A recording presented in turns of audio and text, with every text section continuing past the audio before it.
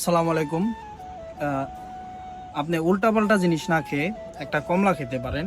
এই কমলাটার প্রাইস হবে সর্বোচ্চ 30 থেকে 40 টাকা। তো আপনি এই কমলাটা খেতে পারেন উল্টাপাল্টা জিনিস না খেয়ে।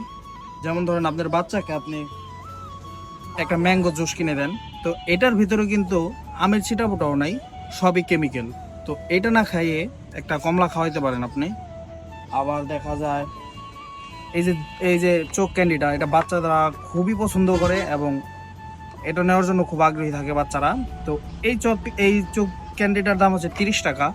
তো এই ক্যান্ডিটা না দিয়ে আপনি 30 টাকা দিয়ে একটা কমলা খাওয়াইতে পারেন, চোখ ক্যান্ডিটা স্কিপ করতে পারেন। এটার ভিতরে কিন্তু প্রচুর কেমিক্যাল, ভালো কিছু নাই এটার ভিতরে।